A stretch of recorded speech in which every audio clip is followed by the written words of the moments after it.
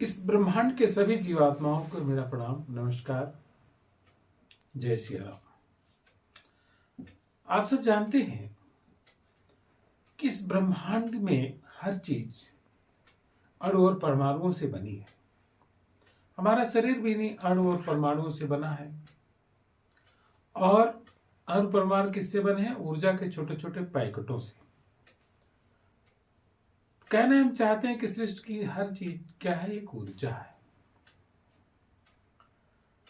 तो अगर हम चींटियों को आटा खिलाते हैं तो उससे क्या होता है? चिड़ियों को जब हम दाना देते हैं, चारा देते हैं और मछलियों को खिलाते हैं तो उससे क्या होता है? अब एक प्रसन्नतादायक वातावरण हम क्रिएट कर रहे हैं। इस ब्रह्मांड में लोगों के लिए प्रसन्नता का स्रोत हम जनरेट कर रहे हैं। तो क्या होगा अगर दूसरे जीव हमसे प्रसन्न रहते हैं? जैसे हम पेड़ों को पानी देते हैं, पेड़ों का संरक्षण करते हैं, पेड़ लगाते हैं, तो पेड़ तो खुश हो रहा है क्योंकि वो भी एक जीव है।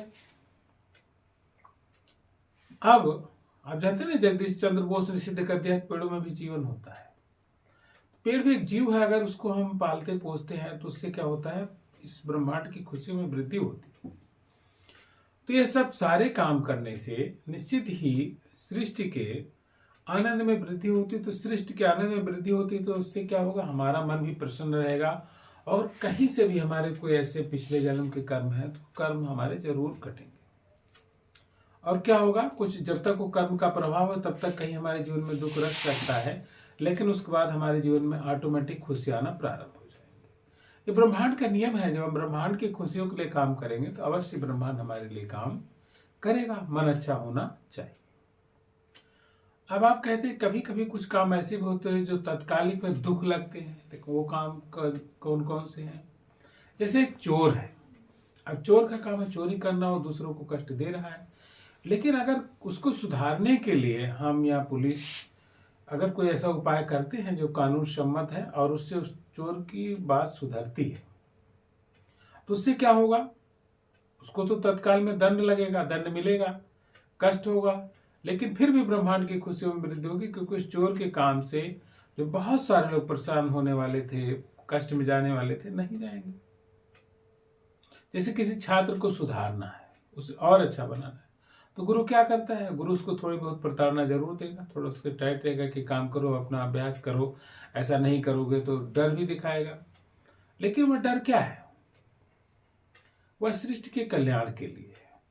इसलिए ऐसा डर पैदा करना, एक पॉजिटिव, जिसको टेंशन कहेंगे, पॉजिटिव डर कहेंगे, बहुत जरूरी है। इससे समाज हमारा सही दिशा पर चलता है। तो ऐसे काम भी सकारात्मक काम में आते हैं। इसीलिए कहा गया वैद्य की हिंसा हिंसा न भवति। एक डॉक्टर किसी मरीज के फोड़े को जब चीरता है तो ये नहीं होता, तो मरीज तो रो रहा है, लेकिन क्या होगा? अगर वो नहीं चीरेगा, नहीं इलाज करेगा तो क्या होगा? उसका शरीर सड़ना शुरू हो जाएगा।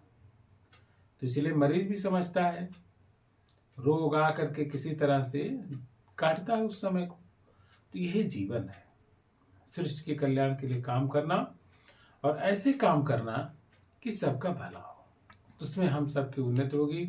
और जो लोग इसके विपरीत काम कर रहे हैं, जिनके कर्मों से बहुत सारे लोग दुखी हैं, वह निश्चित ही सृष्टि के कल्याण के लिए नहीं काम कर रहे हैं, तो प्रकारांतर से उन्हें दुख भोगना पड़ेगा। इसे कोई रोक नहीं सकता। अवश्यमेव भोक्तव्यम कृतम कर्म शुभाशुभम। हम शुभ अशुभ कर्मों को अवश्य भोगते हैं, इसे कोई काट नहीं सकता। ये कर्म का सिद्धांत है। तो मुझे लगता है कि आप सबने कर्म के सिद्धांत को जरूर समझा होगा। तो इसलिए आप चींटियों को, चिड़ियों को दाना देना, आटा देना शुरू करिए और अपने जीवन को